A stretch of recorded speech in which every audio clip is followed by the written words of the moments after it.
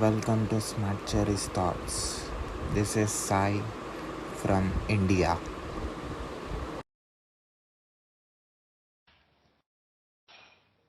Yeah, hi. Hey, you're Uh, here with Kazi. yeah, thank you, Kazi, for giving me opportunity to interview you for my channel. No problem, no problem. Happy to be here. So I've gone through your profile. I can see you're into coding. So I thought to tell about your work to my audience. Yeah, I pretty much do a little bit of everything right now. I freelance, I do mostly contract work, do IT work, but as far as coding goes, just working on a lot of projects. I just finished a project, for basically a platform that'll help people find healthier food. It's called Eat Real Food Again, so you can find that out there. I was one of the principal coders on that project, and now I'm working on something that I have an NDA on. I can't really talk about in depth too much. So you're from? I'm from Oakland, California, born in Japan, raised in the Bay Area, and now in Los Angeles. So what's your background? Do you have tech background? I've just been writing code a very long time. I picked up C++ to create video games, to learn how to write video games at 14. I've been building computers, hardware since 11. I was basically just raised around software engineers and people who were always into computers. So I just took that natural inquisitive nature that I have and applied it to tech, and I haven't looked back. I actually coded a long time just for my own personal business ventures, being an entrepreneur. And I recently, maybe about 3 years ago, started taking it seriously as a career path, and it's worked out well. So you own a business. I own a few different businesses. I had a dispensary in Oakland, California. I was the second black dispensary owner in Oakland, California. Still own currently a record label. Also have a consultation company called Onyx Unlimited. So I'm a serial entrepreneur, always doing something. So how is working for different companies on different domains? I like it. I enjoy a fast-paced and ever-changing environment. I prefer to be always busy. I don't like downtime, so being able to switch between projects when I don't have something to do really helps me stay busy. So both all the business are technology. One is music, one is cannabis, and the other is technology. Okay. So how is working in technology for from long time? I like it. I feel like the tech space is one of the best spaces to work in just because of, the environment, the culture for the most part, unless you're like working at one of these huge fangs where they're just like all over you. It's really cool. You get to learn new things, build with people, apply your knowledge that you already have, and you get to teach people. So the tech space is awesome and it pays well. So why not? So what kind of projects you worked for? Technology projects. Mostly web apps at the moment. Just creating different web apps, bringing different product ideas to life. Front and back end mostly. So what skill set you have? Right now, well, I really work with a lot of things: Python, C++, C Sharp, JavaScript, of course, React. Next.js is really my go-to at this moment. SQL. Um, what else do I really use on a daily basis? CSS, of course, and that's pretty much what I use every day. So I can see you are into technology for from long time. So what do you say about the constant change that is happening? I love it. I love the constant change. I love AI. I love the fact that these tools are coming around to help developers get their jobs done faster. I don't feel threatened by AI. I don't feel like AI is coming to take my job just because when you use AI, you see how flawed it actually is. If you're not at least a programmer who has a solid foundation, you won't be able to use it to create anything useful. So I So encourage AI. so one request is you're going out of the frame. Oh, sorry. Yeah. Back in the frame. Yeah. So, how is managing different domains? Because you're working on different technology tools, and your expertise is in different languages. So, how do you able to manage projects which are different from each other? Well, the one thing that I try to tell people about coding, period, is that fundamentals remain constant throughout most languages, unless you get some crazy off the wall language. But your fundamentals are the same throughout all languages for coding. If you can take those fundamentals and grind them and learn them, then picking up the nuances and syntax differences for these other languages is quite simple. Way easier than if you just don't know the fundamentals and you're trying to learn React, or you're trying to, learn JavaScript even, and you don't know the fundamentals.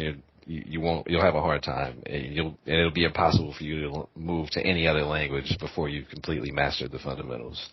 And that's basically how I do it. I'm about to start learning Ruby soon for another job, and I've been looking forward to that because I've heard great things about Ruby, but haven't had a chance to work with it. So that's one thing I'm looking forward to. So, communicating with computer and communicating with people as an entrepreneur. So, what you like, and how do you do this? Well, I use my phone a lot for communications, for like daily activities, and then also Google Meets and, Teams. These things just bring collaboration to a whole new level. Back when we were running LAN services, this wasn't even possible. We just kind of had to go look at the other person's computer and see what was happening.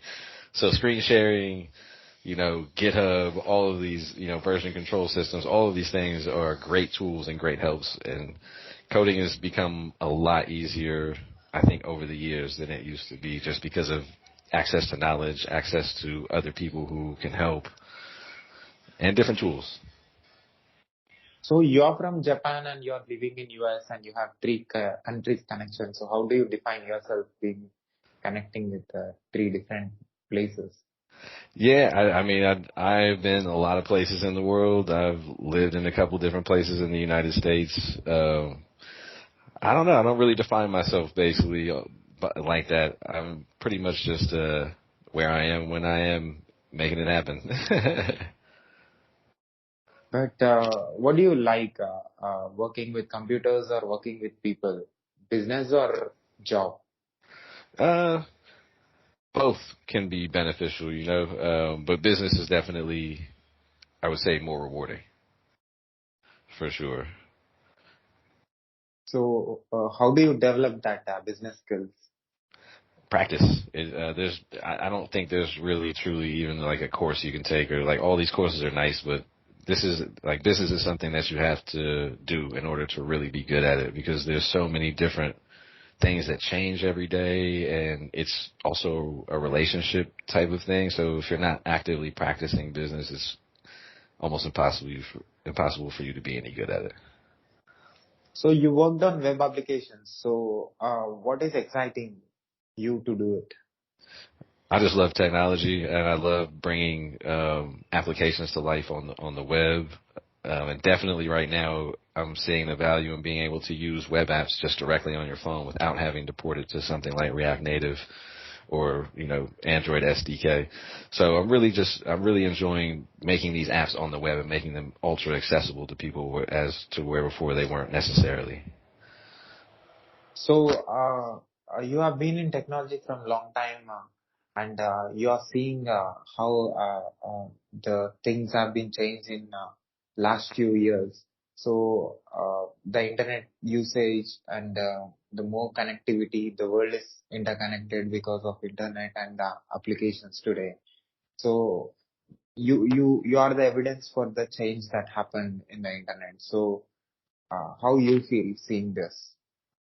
I love it. I'm still waiting to see what Web3 does exactly, because I was pretty early in Web3, just developing and seeing what I could make, and I really enjoyed the space a lot, but couldn't necessarily define the use case entirely without regulation. So I'm just excited to see where it goes from here. Like I'm happy with where we were before and how far we've come. I remember using AOL Instant Messenger and all of those things, so it's amazing to see what we've been able to accomplish in such a short amount of time. So you use cloud? Currently, just a little bit. Edge functions, I'll be using AWS a little bit more, probably first quarter of next year. But yeah, looking forward to getting into that more as well. So, how do you use this for applications, the web application that you work for? Because um, I'm sure you might have worked for the application which belongs to different industries. hmm Definitely. I haven't used AWS too much. Mostly what I use is Supabase, Edge functions, different things like that, and it's been very helpful in that case. But I haven't gotten too much into it. So, how is working for different industries applications?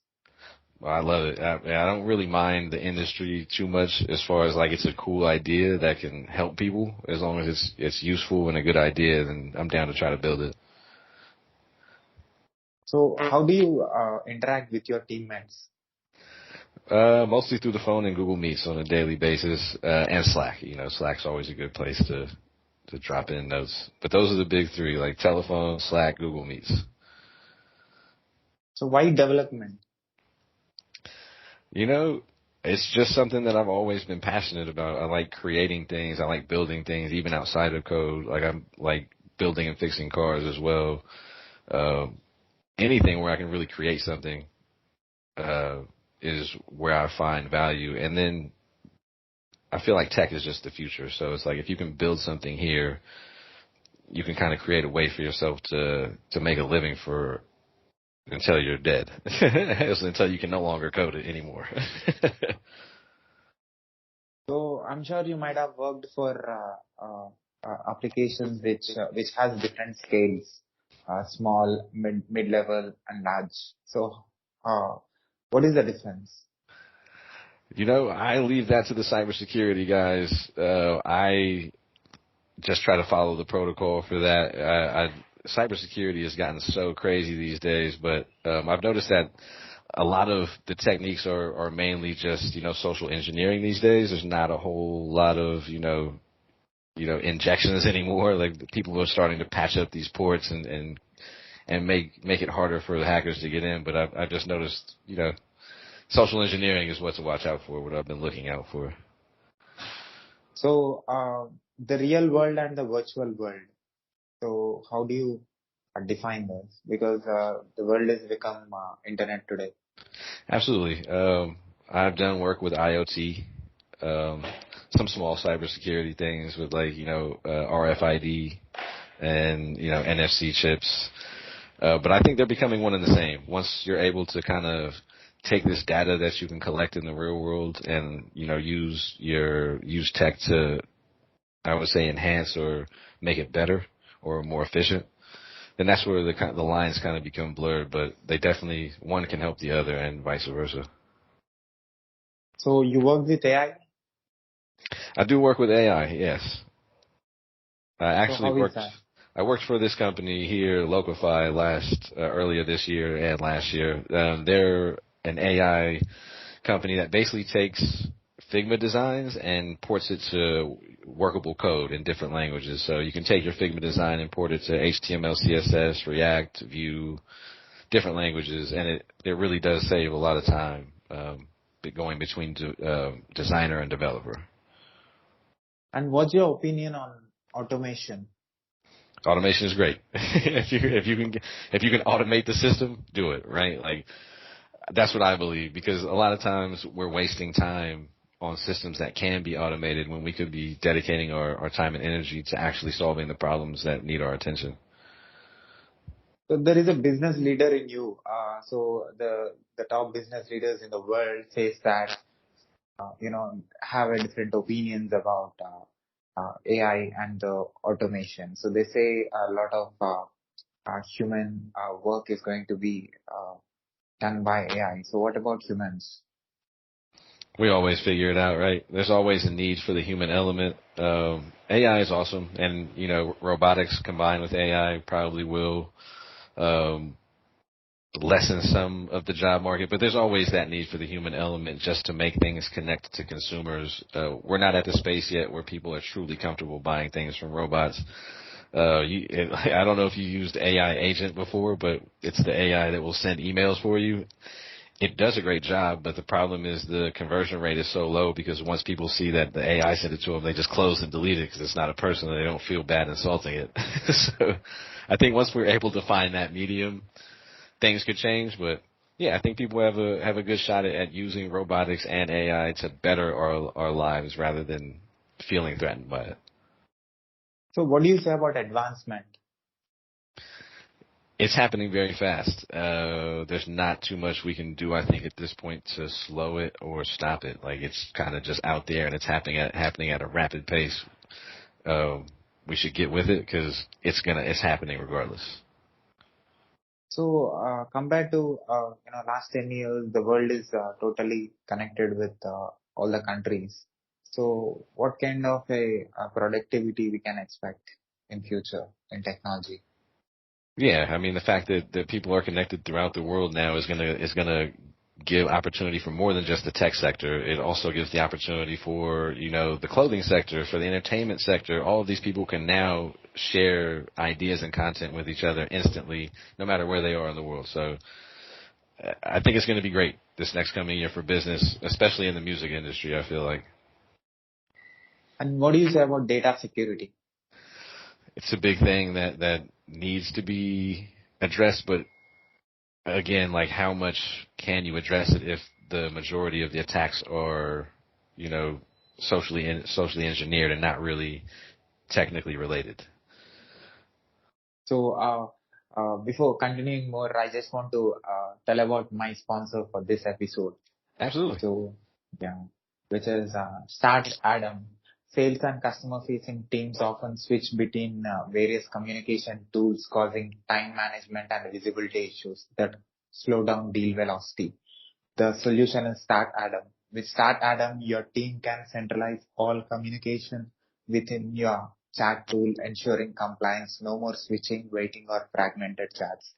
Sales teams reach customers where they are building trust and relationships through constant communication. Plus, Start Adam auto summarizes conversations in your CRM, eliminating data entry and speed up deals.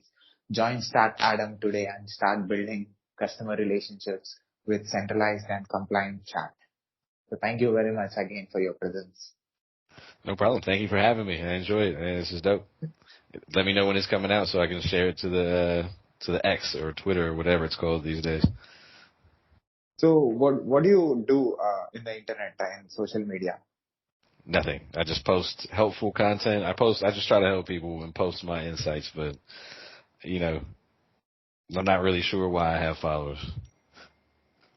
So you're seeing technology experts and technology professionals are being the major thing today in the society rather than politicians or filmmakers or film stars. So you have seen technology. I mean, you have seen the world, the social world, the real world. Uh, the today virtual world is taking over, and these technology professionals are being the major and backbone for this. So, uh, what they need to put in their mind for the better technology and to use the technology in a better way for the humanity.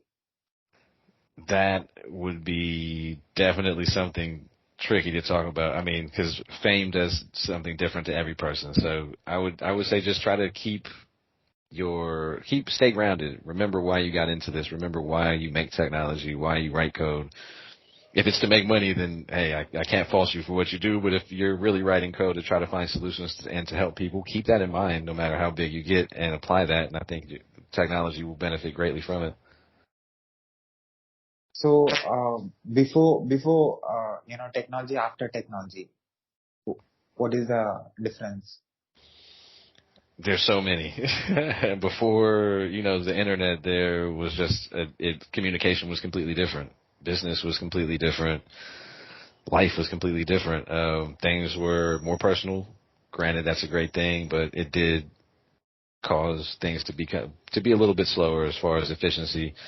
Now, today, if you have a plan and you're dedicated to executing that plan, you can pretty much execute it the same day you write it if it's good enough.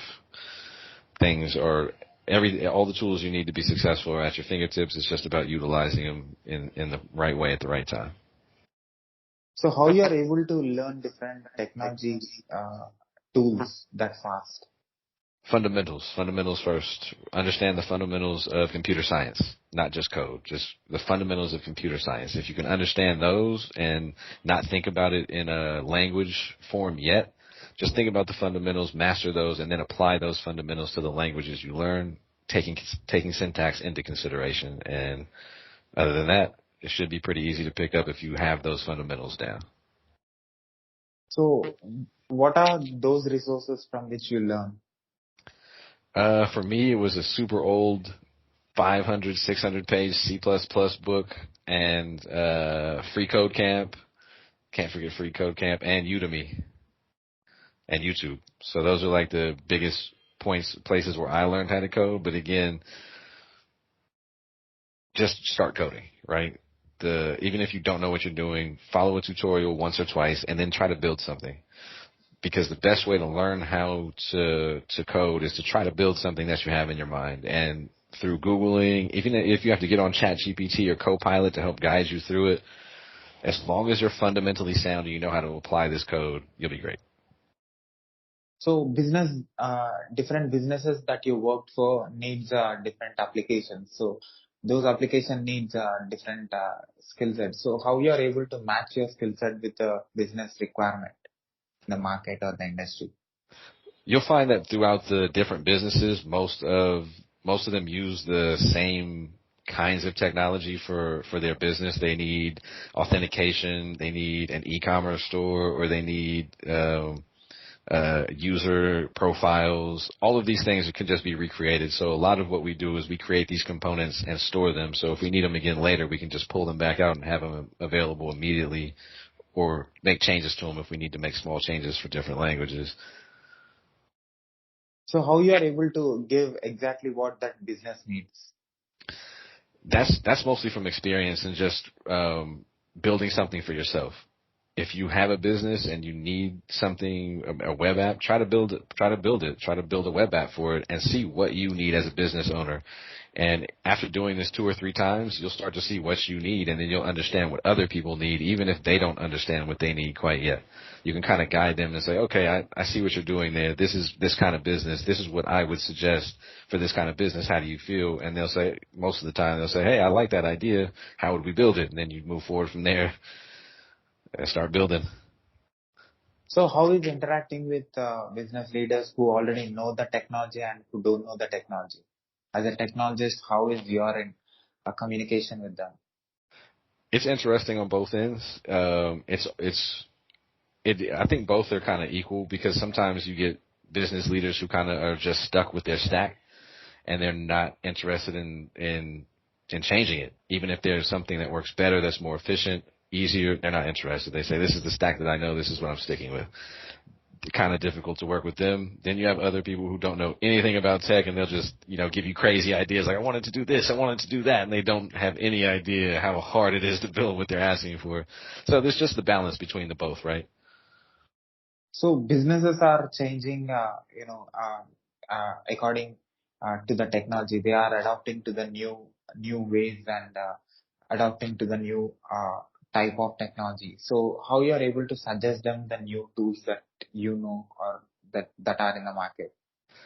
I suggest mostly what I use. So if I use it and it helps me, then I'll suggest it. And I try to just, stay up on, Twitter and Medium and figuring out what's working for other people. And then if I see it's working for them, I may give it a shot, and see if it works for me. And if so, then I continue to pass the knowledge on. I think that's another powerful part of building is open source and people having access to all of this data themselves and being able to just contribute their portion, and then that sparks someone else's idea who contributes their portion, and so on and so forth until we get the most efficient program possible, which almost never happens. Do you have a college degree? I do not, no. But you are an expert. I've just been doing it a long time, and that's all it really takes. Like, is just to practice, and stay relevant within, the community and communicate with people, talk to people, and try to learn as much as you can. So how many professionals are there in you? Say that again. Like, How many professionals? Like, a developer, a Oh, businessman. Yeah. too many. I'm a man of many hats. There's over 5. I do a lot of things, and it's mostly just based on my interests and things that I enjoy doing. But I like coding video games, even though I hardly have time to do it these days. Music and music business, another passion of mine. You know, throwing shows like entertainment. Yeah, there's a lot. There's a lot going on. And how do you manage your time? Things kind of just flow for me. I just try to schedule what I know I'm going to do for the day. Try to have my to-do list ready, and then I just kind of let things go as they are. 'Cause I don't really do too much other than work. So I'm just here like working, talking to you. I'll be back at work in like 5 minutes. So that's a great thing. So at last, what do you say to my audience who are listening to this from anywhere on this world? Start coding. Get to it. What are you waiting for?